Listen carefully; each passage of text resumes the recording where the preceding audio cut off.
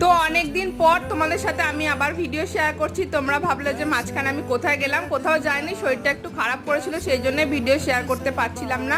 তো এখন থেকে রোজই প্রায় ভিডিও আসে, তোমরা একটু পাশে থেকো আমার, তাহলেই হবে।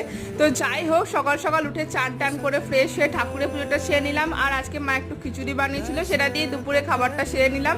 আর তারপর রেডি সেডি হয়ে যাচ্ছি হচ্ছে দিদির বাড়িতে, কারণ আজকে ওর জন্মদিন, সেখানে নিমন্ত্রণ ছিল, তাই রেডি হয়ে চলে গেছি। আর এখানে ও কেক কাটছে আর জামাইবাবু ওকে খাইয়েও দিচ্ছে, তারপর আমাদেরকেও কেক দিল, সেইটাই খেয়ে নিলাম। তারপর তো আমরা সবাই মিলে একসাথে বসে আজকে দিদির বিয়ের ভিডিওটা দেখছিলাম। তো দারুণ লাগলো সবাইকে এক ফ্রেমে দেখে, অনেকদিন পর বেশ ভালো লাগলো। তো যাই হোক, তারপর আমরা সবাই মিলে ভিডিও দেখে অনেকটাই রাত হয়ে গেছিল, তারপর খেতে বসে পড়েছিলাম। অনেক রকমের রান্না করেছিল আজকে, আর রান্নাগুলো দারুণ টেস্টিও হয়েছিল। তো যাই হোক, খাওয়া দাওয়া সেরে আমরা সবাই মিলে বাড়ি চলে গেলাম। ভিডিওটা ভালো লাগলে অবশ্যই লাইক শেয়ার সাবস্ক্রাইব করে দিও চ্যানেলটা। ওকে, বাই।